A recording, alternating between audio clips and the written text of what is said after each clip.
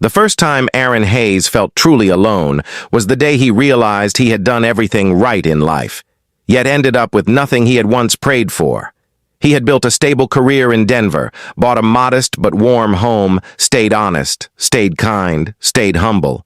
And still, every night he ate dinner at a table meant for two, listening to the silence that echoed like a reminder that love had not found him.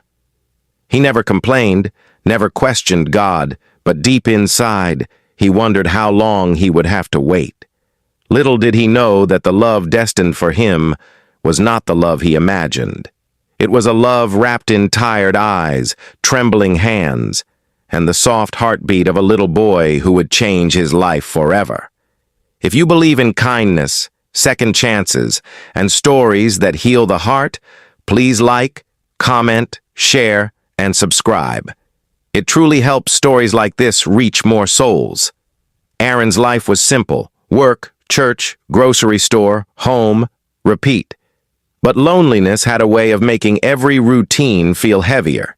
He had watched friends marry, watched their kids grow, watched Christmas stockings multiply in their living rooms. His stayed empty. Still, he held on to faith. He kept one extra plate in his cabinet, telling himself that one day someone would sit across from him, smile, and say they were home. One Tuesday evening, as a Colorado storm rolled across the sky, Aaron stopped by a quiet hospital cafe after visiting an elderly church member. He sat by the wide glass window, sipping a paper cup of coffee, watching rain tap against the glass in quiet rhythm. It was one of those moments where time slowed, where loneliness felt sharper. He wondered why life seemed to pass him by. That was when he noticed her. A young woman walked into the cafe, soaked from the rain, trying to steady the little boy on her hip.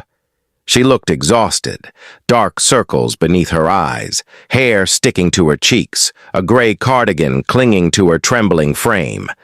The little boy clung to her, his blue hoodie damp, his tiny sneakers tapping against her side. She wasn't just tired. She looked broken in a way only people who had been carrying too much for too long looked. Aaron didn't know why, but something inside him stirred. Maybe compassion. Maybe purpose, maybe divine timing. All he knew was that God had placed someone deeply fragile just a few feet away from him. He watched as she struggled to calm the little boy, who looked scared and cold. She tried to order something, but when she opened her wallet, Aaron noticed her hesitate. Something in her expression shifted. Embarrassment, fear, maybe both. She pulled out a few crumpled bills and placed them on the counter. Before she even received her change, the boy whimpered, burying his face in her shoulder.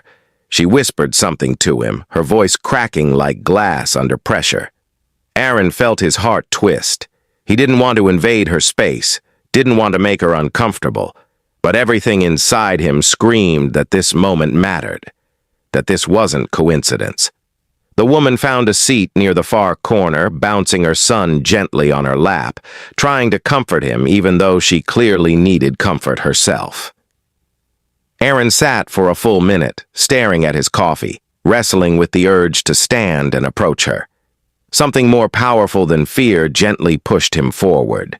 He walked toward her, and though he didn't know her, his heart beat like he was approaching someone meant to be in his life. The woman lifted her eyes, startled but not defensive. Something in her eyes told him she was used to doing everything alone. Her name was Claire, and her little boy was Jacob, 3 years old, shy and clinging to the only stability he knew, his mother. She didn't give many details at first, but Aaron didn't push. He simply offered a warm smile, a soft presence, and the kind of gentleness people feel safe around. Eventually, Claire admitted she was at the hospital because her sister was undergoing emergency surgery. She had no one else to watch Jacob. Their parents were gone, and the man who once promised her forever had disappeared the moment things got hard. Claire wasn't just carrying responsibilities. She was drowning in them.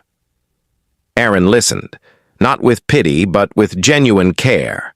He nodded, he reassured, he let her breathe. He didn't offer solutions, didn't pretend to fix her life. He simply sat there, steady, calm, present. Maybe that's why she didn't break down. She just talked. He just listened. And Jacob eventually reached his arms toward him, a gesture of trust that startled Claire.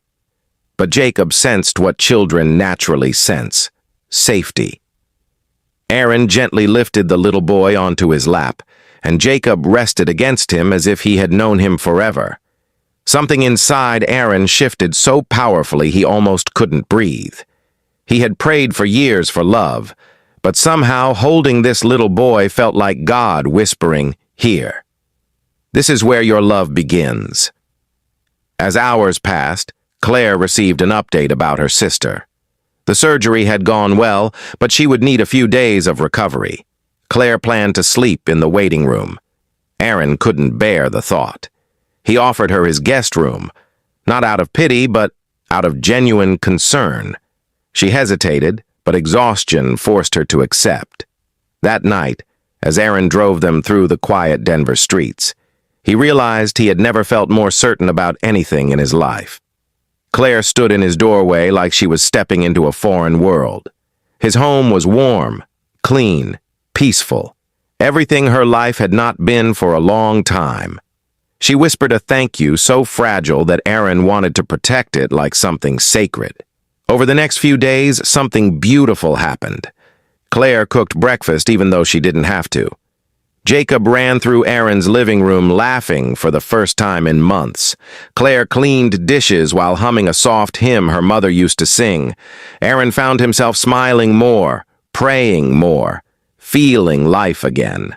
One evening, while Jacob slept on the couch, Claire stood near the kitchen doorway, her fingers trembling against her cardigan. She looked at him with eyes filled with gratitude he didn't deserve. She whispered that she didn't understand why God let her life fall apart, why she lost family, love, stability, why she ended up trapped in a relationship that drained her spirit. She said she felt like God had forgotten her. Aaron stepped closer, not touching her, but standing near enough to make her feel anchored. He told her gently that God hadn't forgotten her. He had been guiding her toward safety, toward healing, toward a place where she didn't have to fight alone anymore, toward someone who would protect her heart instead of breaking it. Claire didn't cry often, but that night, she did. Soft tears fell as she whispered that she didn't know how to trust again, didn't know how to accept love when she felt unworthy of it. Aaron didn't speak. Instead, Jacob stirred in his sleep, murmuring Claire's name, and she rushed to him, brushing his hair gently. Aaron watched her, watched the fierce, soft love of a mother, and something inside him changed forever. He wasn't waiting for love anymore. He was ready to give it. Days turned into weeks, and Claire's sister healed. Claire could have gone back to her small apartment, could have returned to her lonely world, but she stayed. Not because she didn't have options, but because Aaron's presence felt like the safest place she had ever known. And Aaron? He found himself praying that she wouldn't leave. One chilly Sunday morning after church, Jacob reached for Aaron's hand without hesitation. Claire watched the moment quietly, and tears filled her eyes. Not from sadness, but from the realization that her son trusted this man more deeply than he had trusted anyone except her. That afternoon, Claire finally told him her full story, her struggles, her fears, her losses.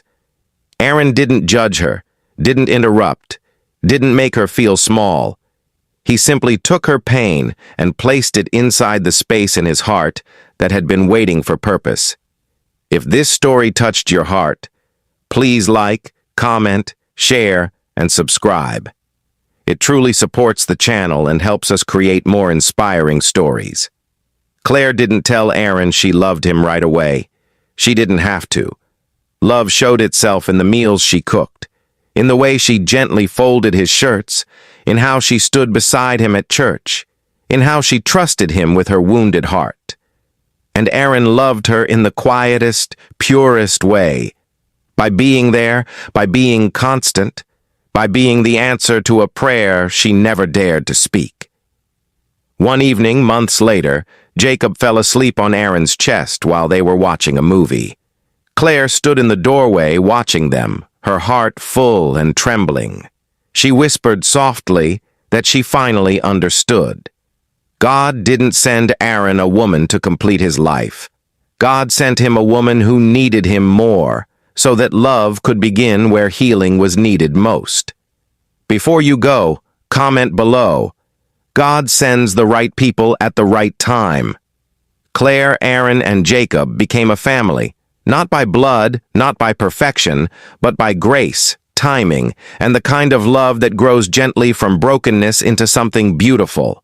And Aaron never spent another night wondering when love would find him. God had already sent it, in the form of a woman who needed it more.